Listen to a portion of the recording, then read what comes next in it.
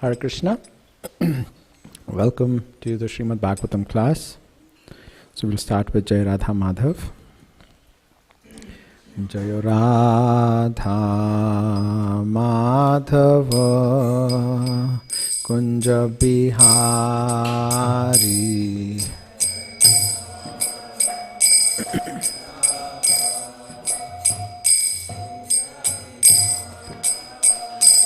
Jaya Radha Madhava Kunja Bihari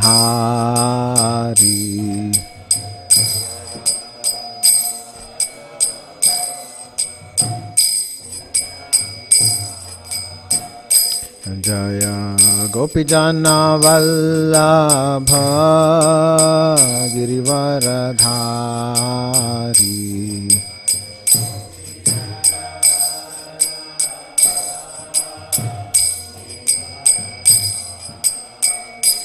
Jaya Gopijana Vallabha Girivaradhari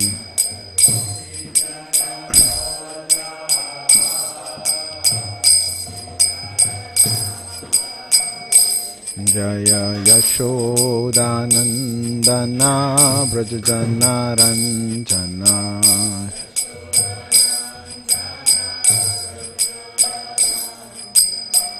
Yashodanandana Brajajana Ranjana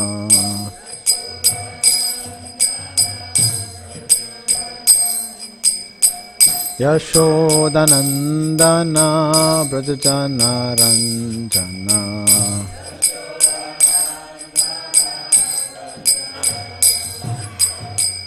Yashodanandana Brajajana Ranjana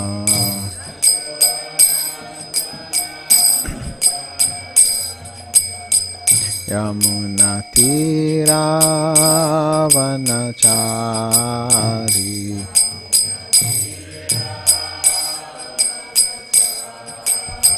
Yamuna Tira Vanachari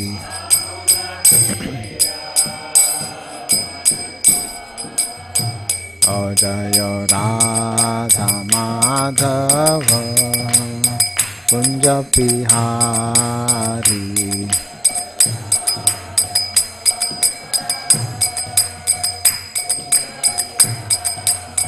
O Jaya Radha Madhava Kunja Bihari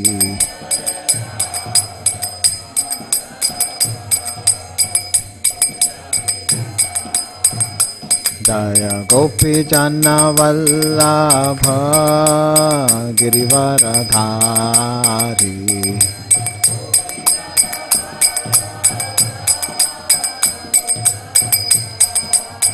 O Jaya Gopijana Vallabha Girivaradhari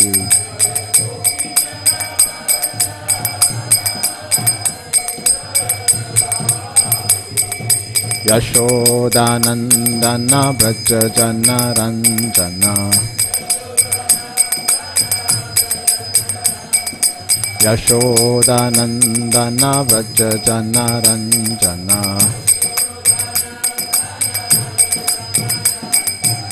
Yamuna Tira Vanachari Yamuna Tira Vanachari O Jaya Radha Madhava Kunja Bihari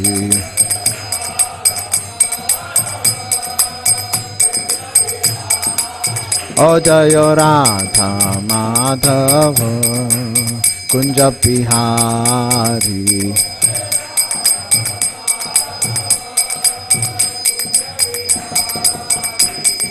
Hare Krishna, Krishna Krishna, Hare Hare, Hare Ram, Ram Ram, Hare Hare.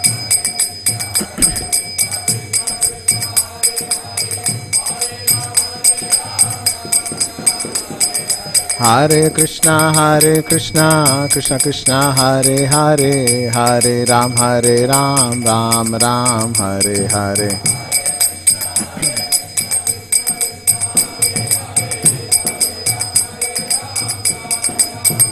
Hare Krishna,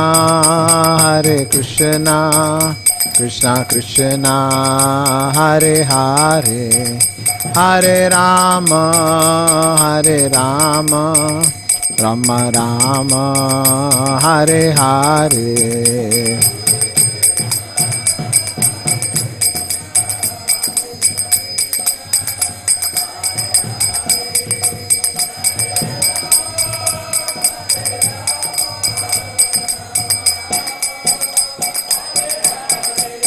O Jaya Prabhupada, Srila Prabhupada, Prabhupada, Srila Prabhupada.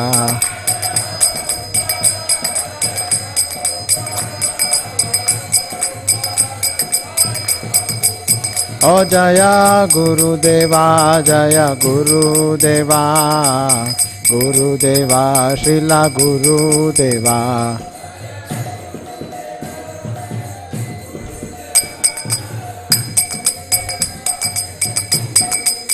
O Nitai Gaura Hari Bol, Hari Bol, Hari Bol, Nitai Gaura Hari Bol,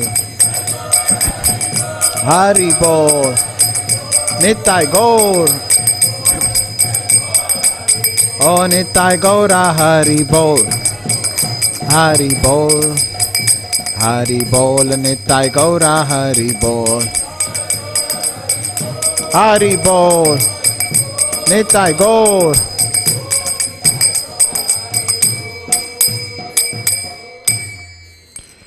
जय ओम विष्णुपाद परमहंसा परिव्राजकाचार्य स्तोत्र सतश्री श्रीमद् भक्ति वेदांत स्वामी इति nominee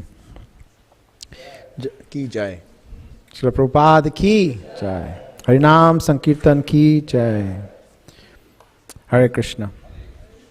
ओम नमो भगवते वासुदेवाय।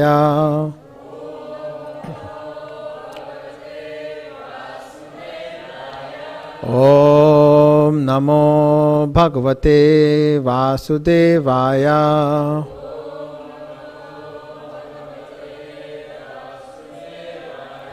ओम नमो भगवते वासुदेवाय।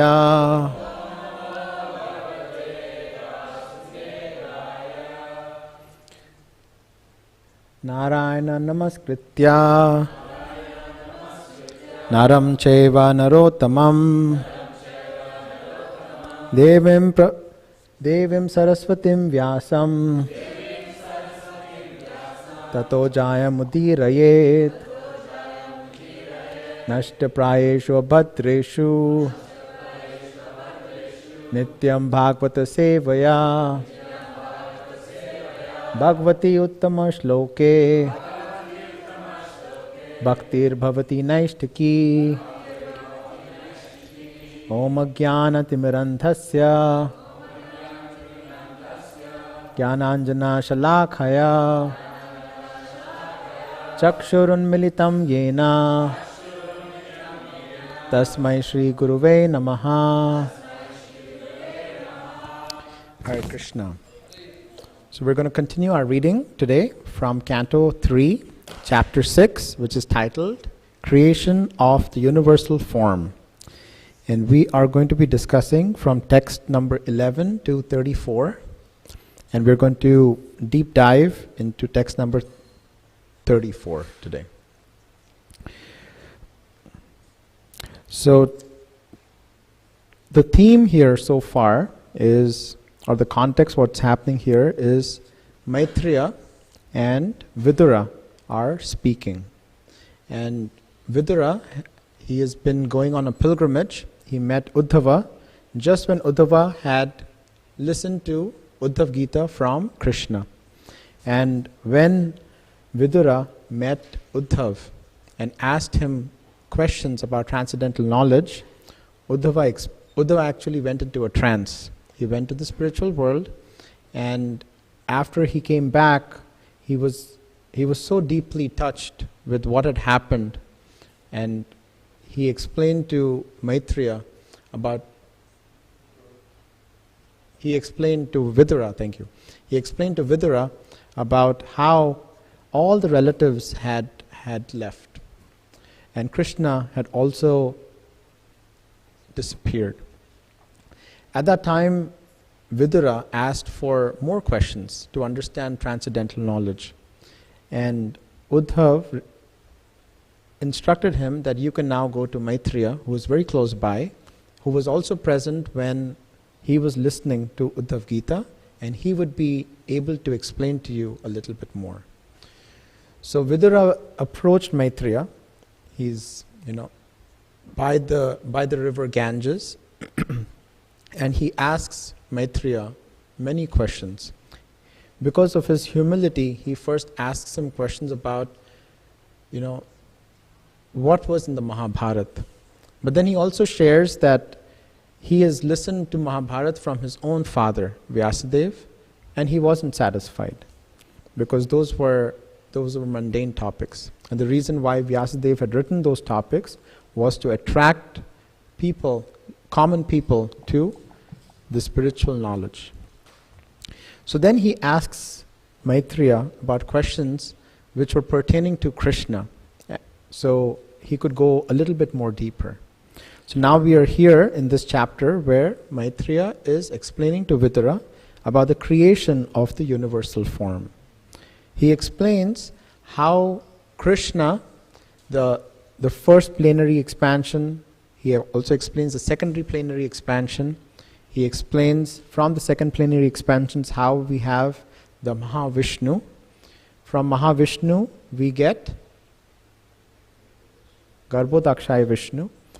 From Garbhodakshaya Vishnu we get Shirodakshaya Vishnu, right? And Shirodakshaya Vishnu is in each one of us as Param Atma. His lotus feet are with us all the time. So now Maitreya is explaining about how the creation of the universal form comes about. Why does the creation of the universal form come about? So what happens is, Maitreya explains that Krishna comes into all the elements, and from all the elements come all the demigods.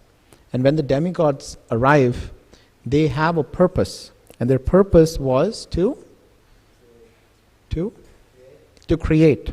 However, they didn't know how to do it. They weren't clear about their occupational duty. And that's when they prayed. They prayed to Krishna. They went to Lord Brahma and then they prayed to Krishna that, please show us your universal form. And that's when Krishna revealed his universal form. And we're discussing that piece right now. So text number 11. Would somebody like to read, please? We don't have a mic. Okay. So shall I just read for devotees online?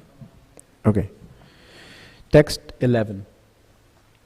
Maitreya said, "You may now hear from me how the Supreme Lord separated himself into the diverse forms of demigods after the manifestation of the gigantic universal form."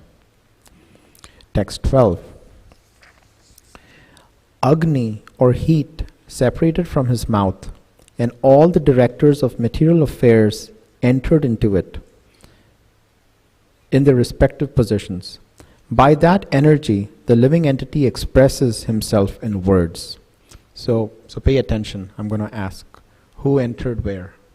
So the first one was Agni, or heat. He separated from his mouth and he entered into the mouth. So from the mouth, fire came out of the universal form, and that's where Agni was. And by that, what happened? The living entities could express themselves in words. Text 13. When the palette of the gigantic form was separately manifested, Varuna, the director of air in the planetary systems, entered therein, and thus the living entity has the facility to taste everything with his tongue. Yes?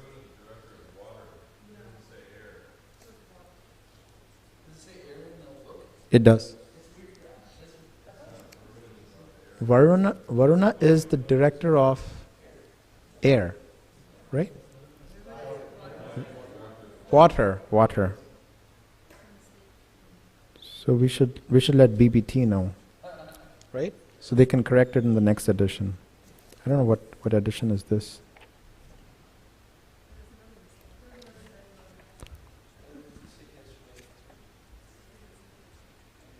So this was 93.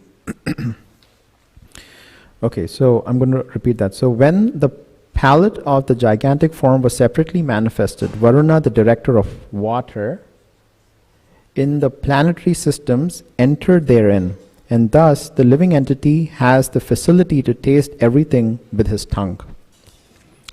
Text 14. When the Lord's two nostrils separately manifested themselves, the dual Ashwini Kumaras entered them in their proper positions, and because of this, the living entities can smell the aromas of everything. So who entered into the mouth? Agni. Who entered into the palate? Varuna. Varuna was the director of water. Who entered into the nostrils? The dual Ashwini Kumaras. And from that we could smell the aromas of everything. Text 15. Thereafter, the two eyes of the gigantic form of the Lord were separately manifested. The sun, the director of light, entered them with the partial representation of eyesight, and thus the living entities can have vision of forms. Text 16. When there was a manifestation of skin separated from the gigantic form, Anila, the deity directing the wind, entered with partial touch, and thus the living entities can realize tactile knowledge. 17. When the ears of the gigantic form became manifested, all the controlling deities of the directions entered into them with the hearing principles, by which all the living entities hear and take advantage of sound. 18. When there was a separate manifestation of skin, the controlling deities of sensations and their different parts entered into them. And thus, the living entities feel itching and happiness due to touch. 19. When the genitals of the gigantic form separately became manifest, then Prajapati, the original living creature, entered into them with his partial semen, and thus the living entities can enjoy sex pleasure. Text 20. The evacuating channel separately became manifest, and the director named Mitra entered into it with partial organs of evacuation. Thus, the living entities are able to pass stool and urine. 21. Thereafter, when the hands of the gigantic form separately became manifest, Indra, the ruler of heavenly planets, entered into them, and thus the living entity is able to transact business for his livelihood. So who entered into the ears? Yes.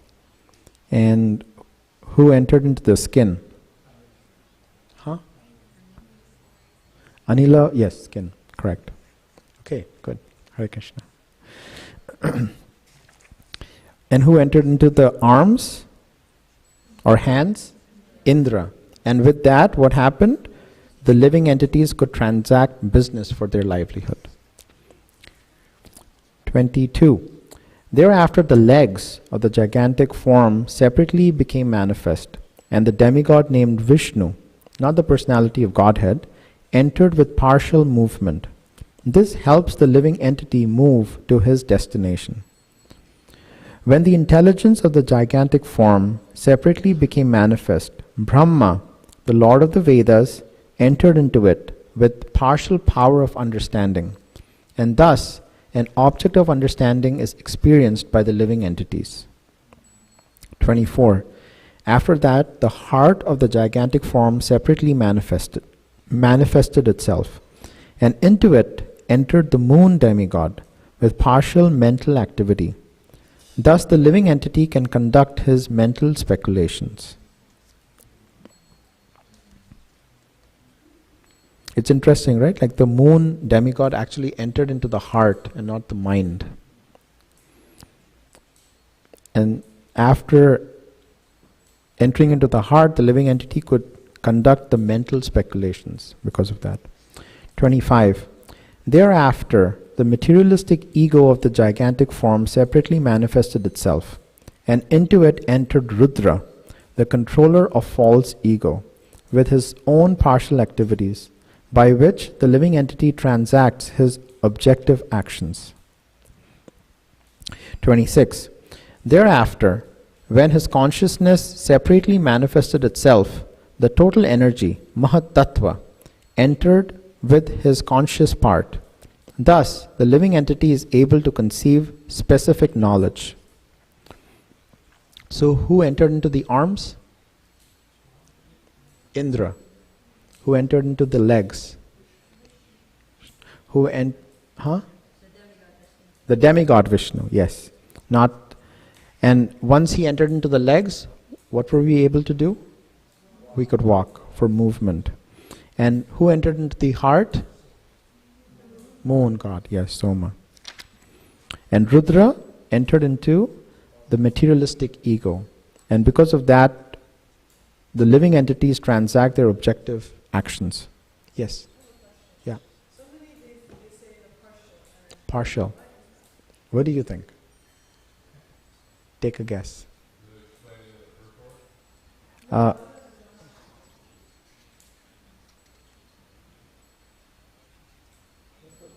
So the question is that many of these say partial expansions, right? Only the partial, with their own partial activities, not the complete.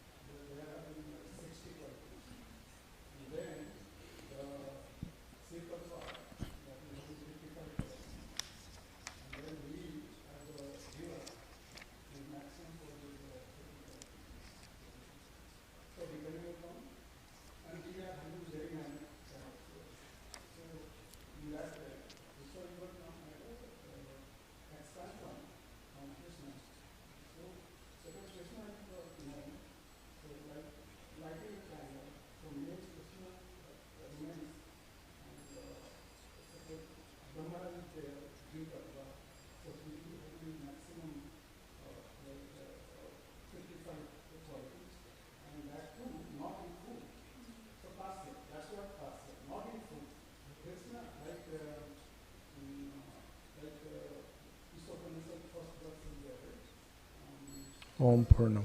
Om Purnam.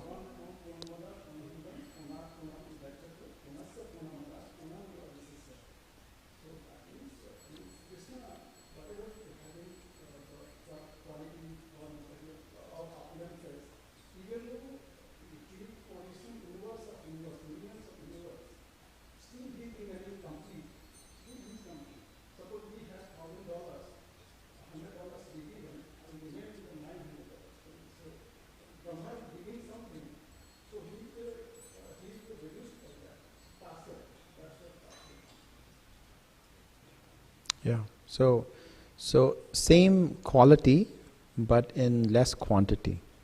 But with that same quality, they could actually have those objective actions for the living entity. Okay, thank you, Prabhu. Text 26. Thereafter, when his consciousness separately manifested itself, the total energy Mahat Tattva entered in his conscious part. Thus, the living entity is able to conceive specific knowledge. 27.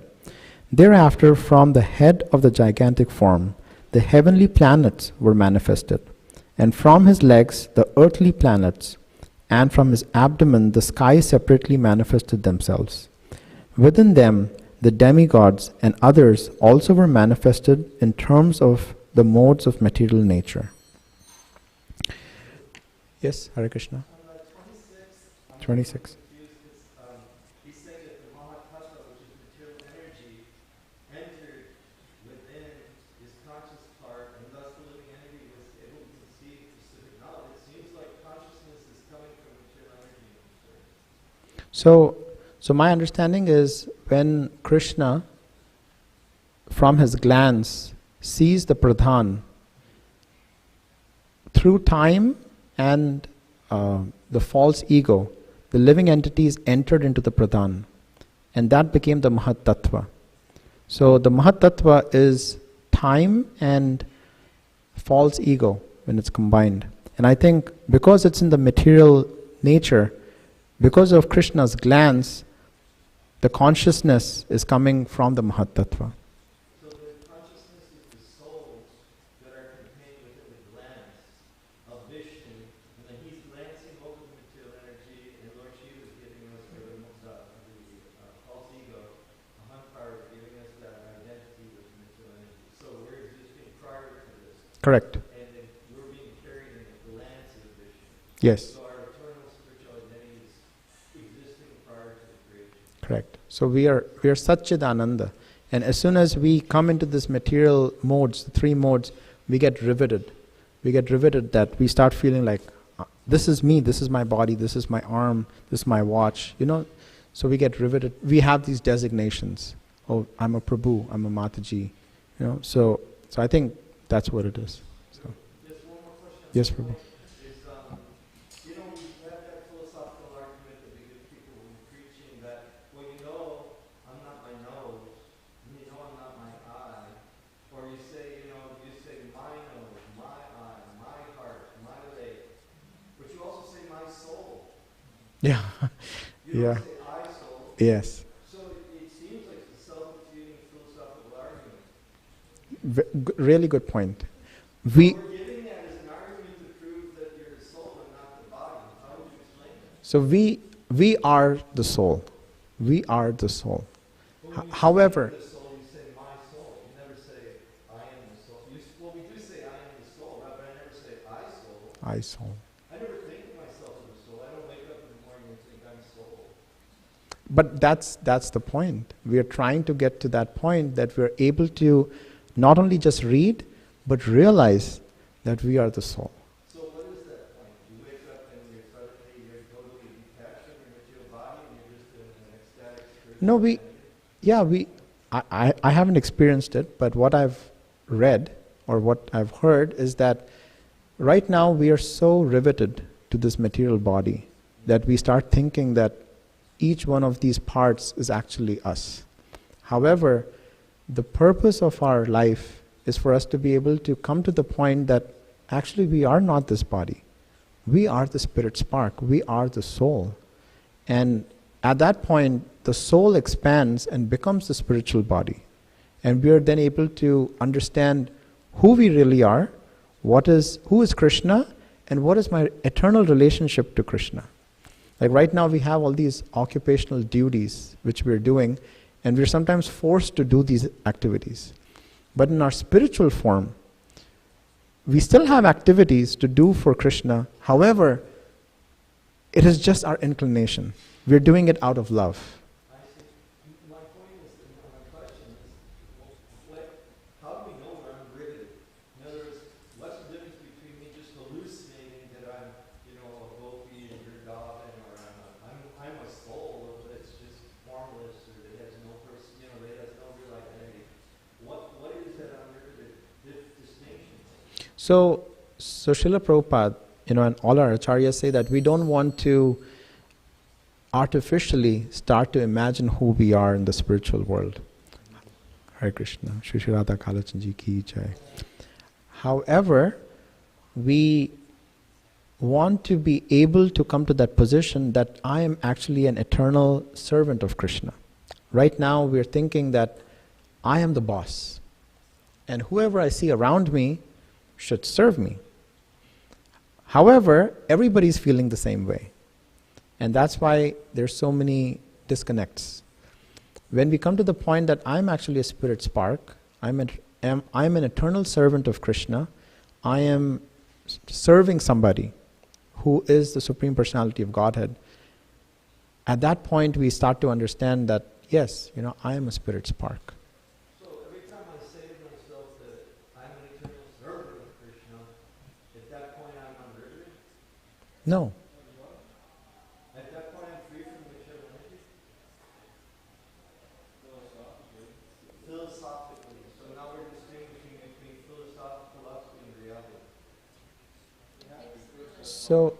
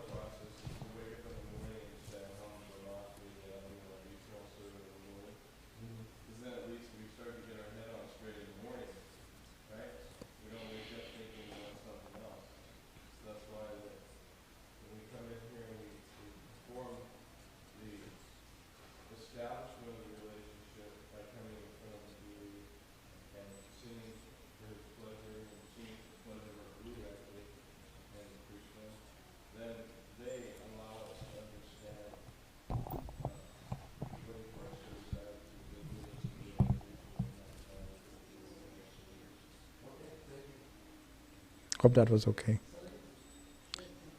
Okay, should we go to the next text? I'm sorry, I hope I'm not a disturbance. No, that was... Just had a question, and I thought we're always giving that argument and Yeah.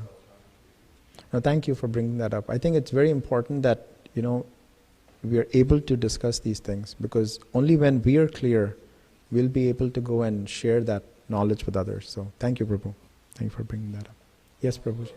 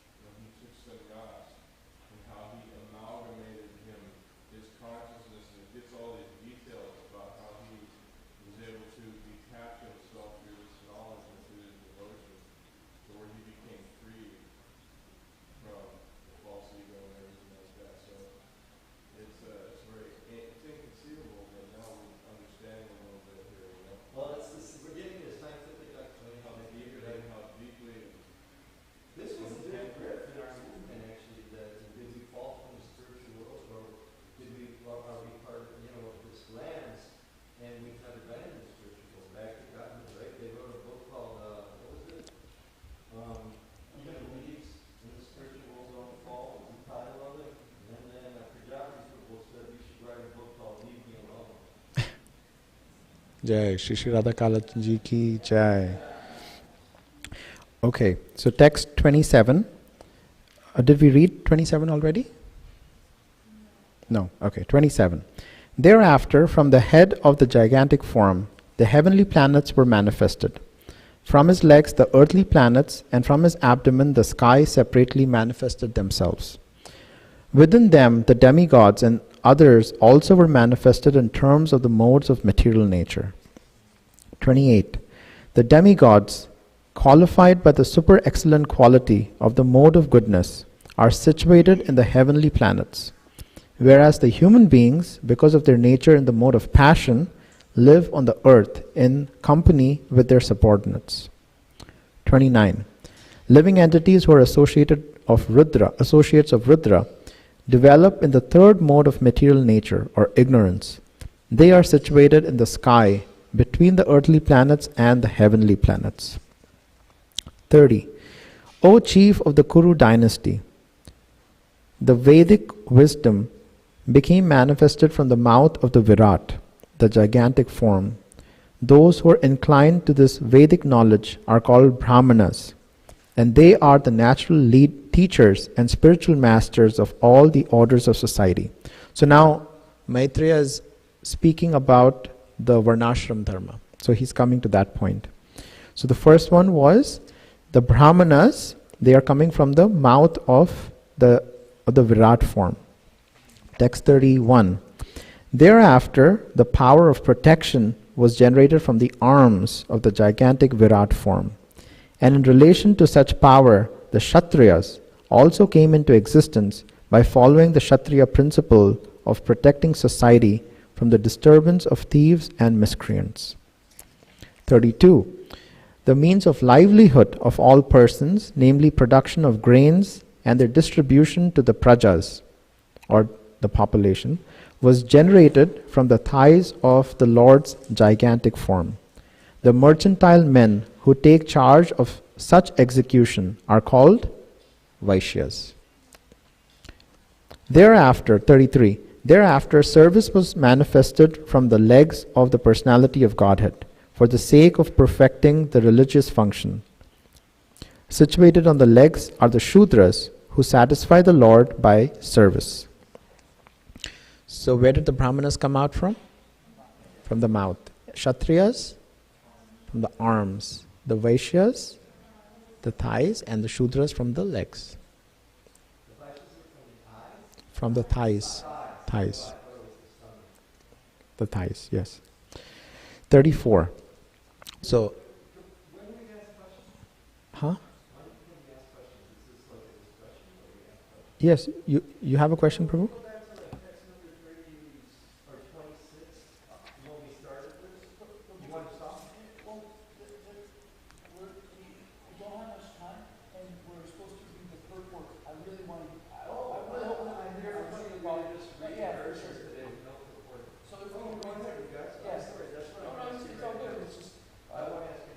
Thirty.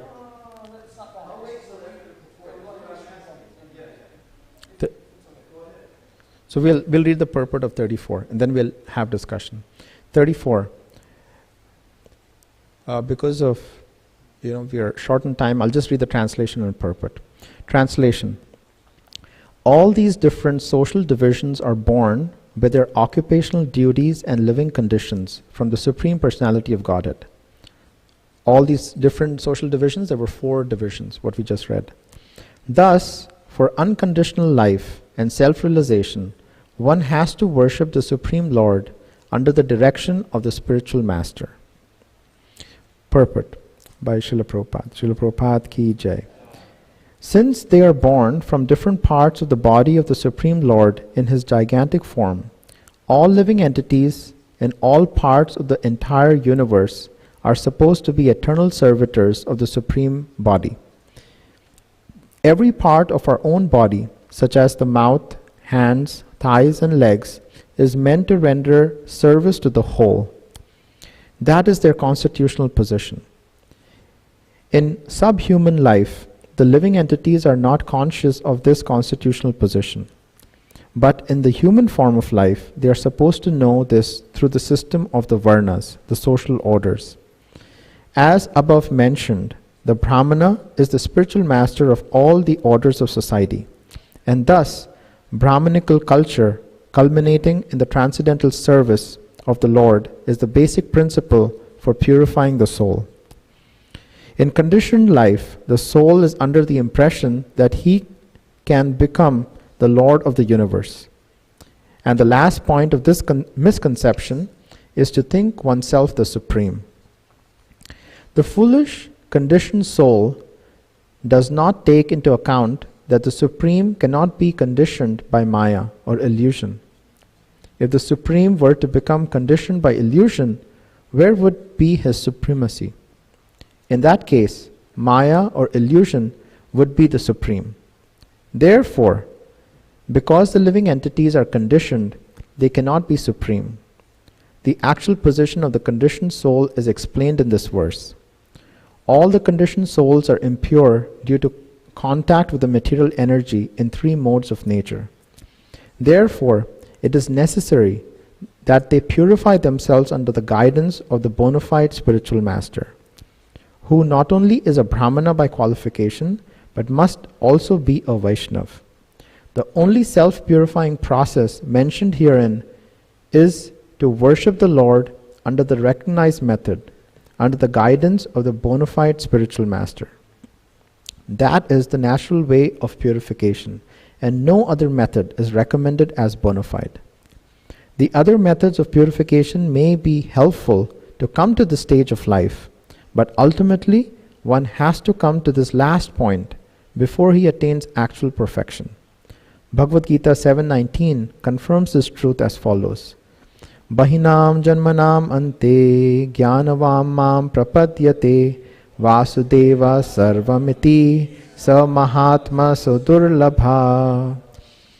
So I'll just make a quick point before I open it up for discussion. So here in this verse, Maitreya is explaining to Vidura that the occupational duties are for every living entity. Krishna says in the Bhagavad Gita that even he does activities. And the reason he does activities is not because he needs to do them, not that because he needs to get something out of them. He does it so common men can follow. Right? As a leader, he's setting the right guidelines. So we all do occupational duties. As soon as we are babies, right? Even babies have some duty to cry and to get milk, right? And as they grow older, they have some chores which they have to do at home. So each one of us has some occupational duties.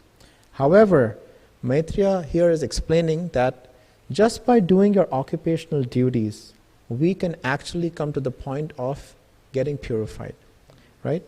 However, to do those occupational duties, it's very important that we approach a spiritual master. A spiritual master is somebody who is not only a Brahman, but also a Vaishnav. Why is that? The reason is that a spiritual master can actually understand from who we are that what occupational duty can this person perform, which can actually help them to get purified.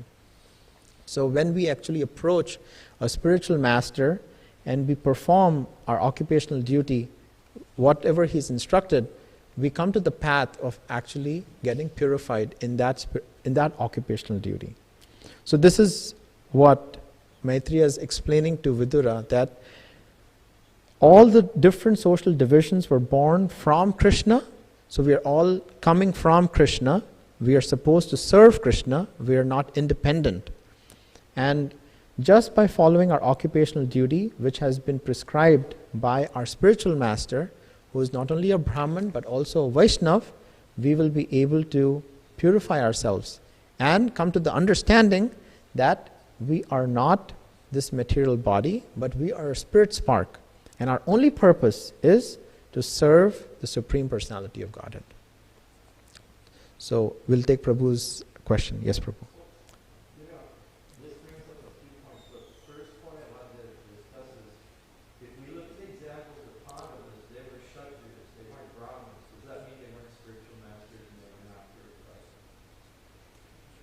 So the question you're asking is, the Pandavas were Kshatriyas by nature, and as a Kshatriya, they were trying to protect the citizens. So the question is that because they were Kshatriyas, are they not spiritual masters? And not purified. And not purified. Brahmins, they have the most against their Kshatriyas, they have the most action. So I think what we read from the purport is that a spiritual master is not only a Brahman but also a Vaishnav. Now, because the Pandavas were Kshatriyas, that doesn't mean that they were not pure devotees of Krishna. So this is the point which Maitreya is making here to Vidura, that there are 4 different social divisions which are born. However, when any social division are doing their occupational duty by approaching a spiritual master being a Brahman and a Vaishnav, they can actually get purified. So, in terms of the Pandavas, they were eternal associates of Krishna. So they are, in sense, pure devotees of Krishna already. They're just coming here to play a pastime for Krishna. But for us, even though we have any occupational duty we have, if we perform that just with one and only one goal, which is to serve Krishna, to please Krishna, that is transcendental service. That would be devotional service. Is that person a Brahmin? Excuse me? Is that person a Brahmin? No. It can be anybody. Each one of us. But it says the spiritual master must be Brahmin and Vaishnava. So I'm just wondering if a person's not a Brahmin and their occupational duties are within the mode of passion, how are we to accept them as pure devotees? Like, why would Muhammad have been born as Kshatriyas if they were in the mode of goodness and so associate? They should have been born in the mode of goodness, right? According to this section. Well, you just remarked was. He was a Rajri, so he wasn't a normal one caste. So you have to get specific. No, that's why I'm asking He you said the points. Muhammad was, then you have to look at you here. Okay. He was not a normal Kshatriya. He was a Kshatriya, but he was also a pure Kshatriya. He was qualified. I mean, most of the people speaking in Bhagavatam are Kshatriyas. Okay, we have a few hands up. Go ahead, you guys. Nanda Braja Prabhu. Sure. From what I understand, is that Brahmin, Kshatriya, or a Vaishya can take Brahmin initiation. Correct. Usually they, as a Kshatriya, is also known as the spiritual teacher, the spiritual master of all the Pandavas. So, by quality, these people have risen above the material designations of these different varnas, and they are Brahmin in quality. And so therefore they take Brahmin initiation, they're able to give instruction, and they can take a person who takes shelter of them and bring them up to the quality of the Brahmin also. That's a great point. Yes. I see some people shake their heads no, that's not correct. Yes. Go ahead, you guys. Please, give your answer. You have to speak up. We have.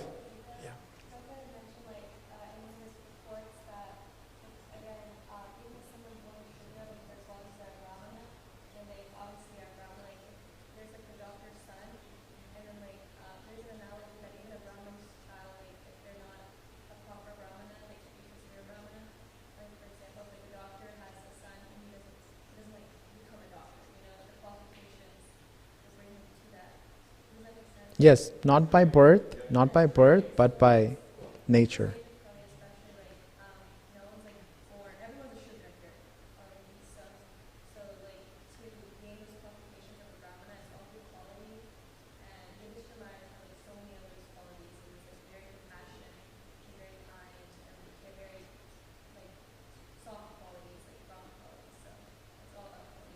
Nice, thank you. I'm, Prabhu?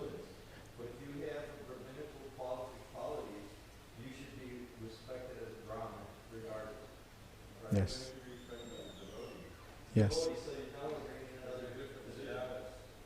Rabbinical is one thing, but if you're trained by, like you're saying, the sutras, so but if somebody's in that mode of, but then they become devotees, that's a different classification. The Vaishnava classification is different than, it's within the Yes. ashram, but also it's the transcendental, like what we're saying, the whole point is that the guru teaches us how to serve Krishna within a particular varna situation. So, just like there's so many in Dwarka, there was thousands and thousands of prostitutes that accompanied Krishna on his trips and they're all great devotees. So I was dedicated to this kind of proof work there about them and their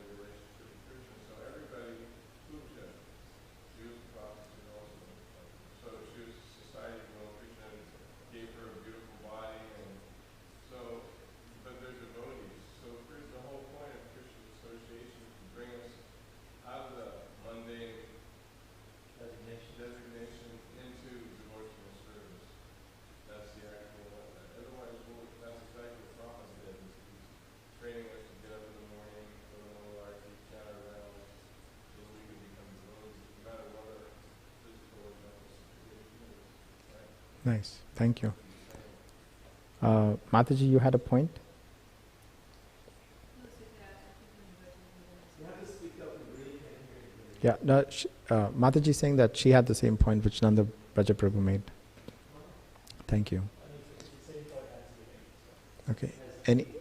Did anybody else have a point? I saw some other hands up. Yes, Prabhu. Pan. Okay. All right, we'll stop here. Srimad Bhagavatam ki jai. Thank you, everybody. Hare Krishna. Dhanvat Pranam. Srila Prabhupada ki jai.